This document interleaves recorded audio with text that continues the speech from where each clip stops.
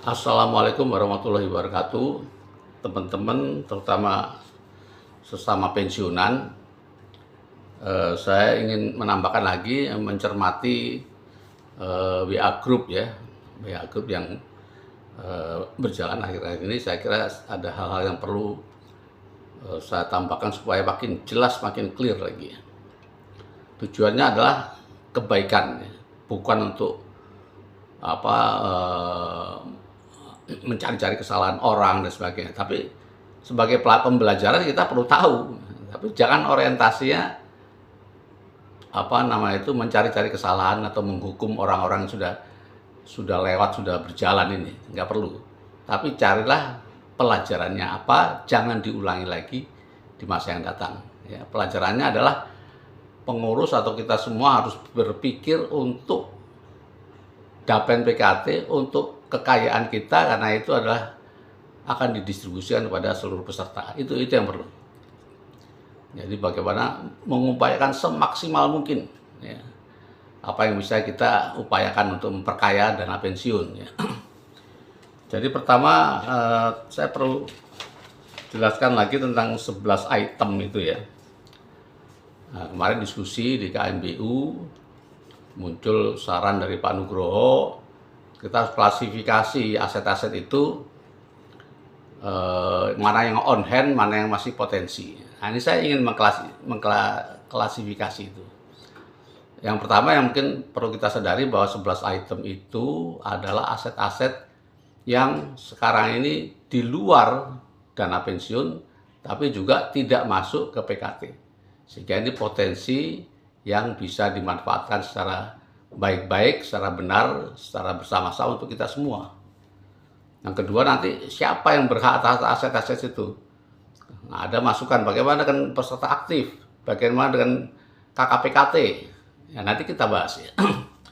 Yang pertama 11 item itu kalau kita mau mengklasifikasi mana yang sudah clear and clean, artinya sudah dalam atas nama dana pensiun PKT dan sudah di appraisal, itu Menteng Park. Menteng Park itu adalah apartemen di Menteng yang saat ini laku, semua tersewa dan menghasilkan profit dan menghasilkan cash yang lumayan ya. Itu yang pertama. Nilainya sebetulnya nilai perolehan itu 30 miliar. Nilai pasar itu sebetulnya 60 miliar. Nah, saya pakai nilai realistis. Saya lupa ini, mungkin kalau salah juga nilai appraisal ya. 48 miliar. Kalau mau dicari appraisalnya saya kira sekitar itu ada. Saya nggak punya rekodnya ya. Itu satu-satu yang sudah clear and clean ada di tangan kita, Menteng Park. Yang kedua itu adalah sudah di tangan, sertifikatnya ada, sudah di appraisal juga. Itu yang termasuk di situ adalah apartemen Borneo Bay, Kondotel Watu Jimbar di Bali, kemudian ada tanah Bekasi. Nilainya totalnya harga pasarnya 132 miliar. Kemudian ada lagi yang sudah di tangan, tetapi belum di appraisal. Karena dulu disita oleh Kejagung, yaitu tanah di Subang terkait saham DAJK ya. Kemudian tanah di Wonosari. Saya berkali-kali menyampaikan kepada pengurus supaya itu diminta kembali karena putusan pengadilan seperti itu. Tapi karena diabaikan terus oleh pengurus, ini pelajarannya. Jangan pengurus mengabaikan sesuatu yang untuk kebaikan Dapen. Ya. Hanya karena benci sama saya, kemudian tidak diurus, itu kan aneh. Karena saya yang meminta. Ya. Ini permintaan saya kan permintaan seluruh pensiunan dan karyawan. Nah, harusnya diperhatikan. Ya. Nah, itu kan saya berjuang sendiri dengan press ya, pemberitaan, kemudian juga saya bikin puisi untuk Kejagung dengan cara yang baik sekali. Alhamdulillah Kejagung tersadarkan dan itu dikembalikan semua. Aset di Subang dan aset di Wonosari. Belum di appraisal, nilainya kira-kira 27 miliar. Nah, itu yang sudah di tangan tapi belum di appraisal itu yang ketiga ya. Yang keempat itu yang potensi. Potensi itu memang belum di tangan kita, tapi akan bisa kita kembalikan. Yang paling dekat adalah kondotel di Jimbaran, Bali, terkait kasus saya. Sudah saya beli dengan benar, sudah sertifikat kita peroleh, karena dikasuskan, malah sertifikatnya disita. Nah, itu kan aneh sekali, sertifikat punya, kecuali kalau ditemukan segepok duit di kamar saya gitu, atau di rumah saya, itu boleh disita ya. Ini kan transaksi yang normal, yang real, yang legal, ada perjanjian, ada suratnya, ada sertifikat, kok disita? Ya tapi apa ya, ini harus kita perjuangkan. Mestinya bisa kembali lagi ke Dapen karena itu sudah kita beli. Ya. Masalah yang pemiliknya sekarang masuk penjara macam hal yang lain. Tapi kan kita sudah membayar, sudah menerima sertifikat. Nah, ini harus dikelikan. Saya mohon dukungan teman-teman. Maunya saya ketemu langsung, saya nggak usah pakai surat-surat lagi ya. Ketemu langsung Pak DI untuk minta supaya saya diberi kuasa, supaya saya bisa mengklarifikasi, menanyakan ke Kejagung kenapa kok masih disita. Itu yang potensi masih ya. Nah, potensi lain masih banyak, tapi barangkali masih berliku ya. Ada hutang pihak ketiga, SMS terkait saham LCGP. Itu ada 136 miliar, itu kekuatan hukumnya kuat sekali kan, ada perjanjian notarial. Kalaupun itu, dan sudah ada putusan pengadilan yang menyatakan bahwa PT SMS itu sudah menyerahkan lahan tambang di Banten, tapi tidak dieksekusi oleh pengurus. Hanya pelajaran lagi, kenapa tidak mengeksekusi sesuatu harta yang bisa menjadi milik kita dan bisa untuk kesejahteraan pensiun, dan kenapa tidak dieksekusi? Itu pelajarannya. Kedepannya ya, nggak usah kita usuk-usuk lagi yang lalu, dari kedepannya marilah kita dorong pengurus pensiun itu sekuat tenaga mengupayakan harta yang bisa kita ambil. Ya, itu pelajarannya gitu. Jangan karena benci pada seorang terus tidak diurus. Padahal ini kan miliknya karyawan, miliknya peserta. Itu pelajarannya. Ada 96 miliar. Makanya nanti pelajaran itu saya sudah sebutkan dalam press release beberapa waktu yang lalu, tahun lalu masalah. Ada 422 miliar kerugian kita. Antara lain ada juga penjualan PT KPI yang merugikan. Ya, pelajarannya harusnya langkah itu dikaji dengan benar. Ya. Ada lagi dana pensiun itu oleh terkait saham DHJK mau diganti sebagian dengan gedung di Jalan Jepara Kudus. Gedungnya bagus, luas, megah, dan saya sudah melobi Pak Bakir untuk dipakai untuk gudang pupuk, dan Pak Bakir sudah setuju. Tapi kenapa nggak diterima aset itu? Nah, itu sekali lagi tidak usah menyalah-nyalahkan, ke depannya tolong kajiannya yang benar gitu. Karena pengurus waktu itu memakai bukan konsultan yang benar, tapi pengusaha yang dipakai untuk menilai. Wah, ini terlalu mahal segini, akhirnya nggak jadi. Harusnya yang benar apa? Yang dipakai untuk bisa pegangan itu adalah appraisal. Kamu menaruhkan ini harga sekian, segini ya. Saya juga pakai appraisal saya ya. Appraisal itulah yang memang punya sertifikat untuk memutuskan, untuk memberikan rekomendasi yang benar sesuai aturan OJK. Kalau appraisal memutuskan nilainya adalah sekian, nah itu berarti negosiasi. Toh ini hanya hutang saja. Syukur-syukur nilai appraisal lebih tinggi daripada penawaran dia, jadi nggak salah pengurus. Gitu kan. Nah, ini malah terbalik. Nah, KPI itu appraisal yang nilainya sekian malah dijual nilainya di bawah itu, kita rugi. Man. Bahkan dari segi harga pasar ruginya ratusan miliar ya penjualan KPI. Karena KPI itu sangat menguntungkan, karena dengan setelah saya berjuang untuk manfaatnya naik ya. Karena kita punya saham tapi kita tidak menjual amonia, kemudian diganti, kompensasinya terlalu kecil, saya 2 tahun berjuang untuk menaikkan kompensasi itu. Nah sudah naik, malah dijual. Padahal kita punya potensi dapat sekitar 6 miliar per tahun. Artinya ROI itu sekitar 20-25%. Ya. Siapa sekarang kita punya investasi yang nggak ngapa-ngapain dapat ROI 25%. Tapi ya sudahlah, itu sudah terjadi. Jadi pelajaran ya. ke depan kaji dengan sungguh-sungguh, ya, dengan benar, dengan pihak-pihak yang memang kompeten. Harusnya appraisal yang kita pakai, yang netral.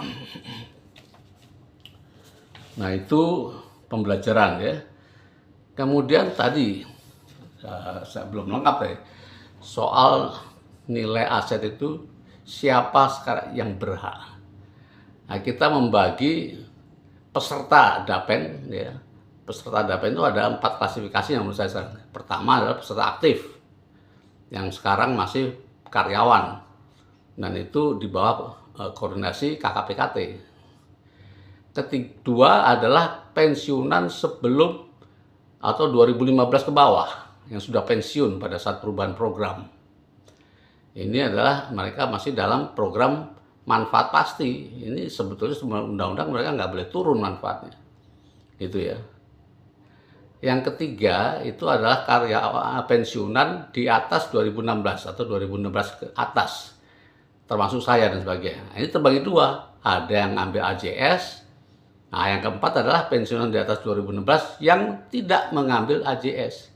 Semuanya itu berhak atas aset ini kalau memang mau dimanfaatkan untuk peserta. Ya, ini perlu kompromi, perlu dialog yang intens dengan Dirut ya. Saya kira Dirut sangat akomodatif, ya, terhadap hal ini. Nah, itu hitungannya gampang sekali. Berapa haknya masing-masing peserta itu bisa dihitung berdasarkan cadangan pada saat mau pindah program. Akhir 2015, peserta ini termasuk yang aktif, yang belum pensiun, itu kan punya cadangan. Punya cadangan ada hitungannya, rupiahnya ada. Ya, di aktuaria ada, di DAPEN, ini administrasi DAPEN. Cadangan si A, B, B sudah termasuk iuran dia dan iuran perusahaan dan keuntungan selama ini kan itu menjadi cadangan. Ya, itu ada di masing-masing. Sehingga bisa haknya itu bisa dihitung ya, secara proporsional. Yaitu dibandingkan dengan jumlah aset investasi yang ada saat itu 2015. Contoh kasus saya, cadangan saya pada saat pensiun saya tahu 1,4 miliar ya, di Juni 2016 itu 1,4 miliar itu cadangan saya. Nah, cadangan total yang dimiliki aset investasi dana pensiun itu sekitar 1, sekian triliun gitu ya. Sehingga kalau diprosentasi saya itu sekitar 0,15%. Itu tinggal dikalikan aja. Kalau sekarang ada dana 100 miliar misalnya yang udah bisa dibagikan, didistribusikan ke peserta, nah saya tinggal 0,15 miliar, saya punya hak sekitar 150 juta. Itu contoh kan gampang sekali. Nah, itu tinggal dibukukan aja. Ini yang kita minta dukungan teman-teman supaya hak-hak itu dibukukan. Mana yang sudah clear bisa distribusi. Sudah di appraisal meskipun belum cash ya. Kan bisa didistribusi. Sehingga teman-teman tenang, saya punya dana di situ. Semuanya. Bagaimana pengelolaannya? Itu yang kebijakan yang bisa kita bagi-bagi, bisa kita pilih. Teman-teman yang masih aktif tentu nggak bisa nerima cash. Saya kira semua jangan terima cash lah, kita rencanakan dengan baik ya. Tapi bagaimana alokasi masing-masing, bisa nambah cadangannya, kan gitu kan, untuk teman-teman yang aktif. Nah, ini bagi teman-teman yang aktif, saya punya saran untuk KKPKT, nggak tahu sekarang mestinya sudah ada pengawasnya, tolong diawasi betul DAPEN itu kinerjanya. Karena pada saat berubah program itu, saya termasuk mendukung program PPNP itu udah jelek, banyak yang bagus, malah lebih baik dari PPNP. Bisa. Syaratnya apa waktu pindah itu yang saya sebutkan? Pertama harus ada PSL, sudah dilakukan oleh Pupuk Atim, ya, PSL yang cukup ya, berdasarkan hitungan dan sebagainya. Kedua, iuran itu harus naik dan itu sudah dilakukan, itulah keuntungan peserta yang belum pensiun saat ini. Itu iurannya naik 2 kali lipat hampir. sehingga cadangannya nanti ke depannya akan gede. Yang ketiga ini yang sekarang fatal, kinerja Dapen harus bagus. Ini harus dimonitor dengan sungguh-sungguh, karena kinerja Dapen sekarang itu tidak lagi dijamin oleh perusahaan. Kalau PPMP kan dijamin, kalau jelek ditambahi, sekarang nggak ada lagi. Tapi kalau itu kinerja bagus, ya malah bisa lebih baik. Waktu hitungan kita anggap kinerja itu 9% ya, kalau nggak salah. Atau kalau anuitas kan 7%. Kita tutuplah 7% ya. Itu hitungannya, atau aktuari hitung itu, kalau 7% dan ada PSL dan ada iuran naik, itu manfaat ke depannya pensiun itu masih baik, masih sama baiknya dengan sekarang. Tapi kalau di atas 7% lebih baik. Nah, ini harus dimonitor oleh pengurus, termasuk yang mewakili karyawan kan KKPKT. Harus dipelototi, bisa nggak 7%? Setahu saya, setelah saya berubah itu, setelah pengurusan saya waktu itu drop sekali, karena aset-aset yang produktif dijual semua. Saham-saham yang biasanya 25% tuh nggak punya lagi kita. Sehingga ini benar bangga, mohon dikoreksi, kinerja Dapen itu ROE-nya itu 3%, 4% aja. Untungnya ada PSL 2 itu yang memperbaiki kembali kinerja Dapen. Nah, ini ke depan kita harus monitor bagaimana kinerja Dapen. Jangan sampai kurang dari 7%. Jangan sampai kurang dari 7%. Kita dorong terus bersama pendiri apa yang bisa meningkatkan kinerja Dapen itu. Dari anak perusahaan kan, dari saham udah nggak bisa, sudah habis. Jadi anak perusahaan yang produktif menurut saya jangan dijual kalau ROI-nya tinggi.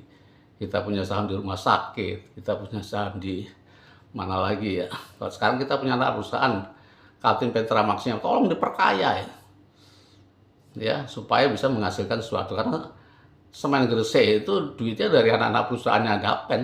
Semen Gresiknya nggak ngapa-ngapain, anak perusahaannya ngasih dividen terus. Itu yang harus kita contoh. Saya kira itu ya, mudah-mudahan ini bisa memperjelas, menambah kejelasan buat teman-teman. Intinya nggak usah menyalahkan masa lalu, mari kita lihat ke depan. Begitulah porsi-porsi, masih kita perjuangkan aset yang masih di luar, dan kita perjuangkan lagi aset-aset ini untuk peserta pensiunan. Bagaimana pembagiannya, bagaimana caranya, dan sebagainya, tentu masing-masing akan berbeda-beda, dan inilah yang kita, saya setuju Pak Dirut bilang nanti ada komite yang khusus membahas ini, ya. Komite kepanitiaan dan sebagainya. Ya, saya terus terang karena saya akan menawarkan diri supaya masuk dalam komite itu, karena saya memang ingin sekali, ya, mencintai sekali dana pensiunan, dan saya punya banyak fakta, data, dan sebagainya. Contohnya yang tanah di Wonosari itu mungkin nggak banyak tahu ya, saya survei lah. Tanah-tanah kita di sana saya survei satu persatu, saya potretin. Begitu pedulinya saya, agar jangan aset-aset hilang. Siapa tahu udah dijual beli, karena nggak ada pencatatannya. Udah milik orang lain, ya gitu. Nah, ini contoh ya. Terima kasih. Mudah-mudahan sekali lagi, jangan saat tujuan saya bukan untuk memecah belah, tujuan saya untuk kebaikan. Jangan kita membungkam pendapat-pendapat orang. Mari kita bersama-sama, tujuan kita semua sama, satu, yaitu mensejahterakan pensiunan, baik yang sudah masih aktif, yang sudah pensiun, yang kena AJS, yang tidak kena AJS, semuanya kita bagi, kita perjuangkan secara adil, secara adil. Demikian, terima kasih. Assalamualaikum warahmatullahi wabarakatuh.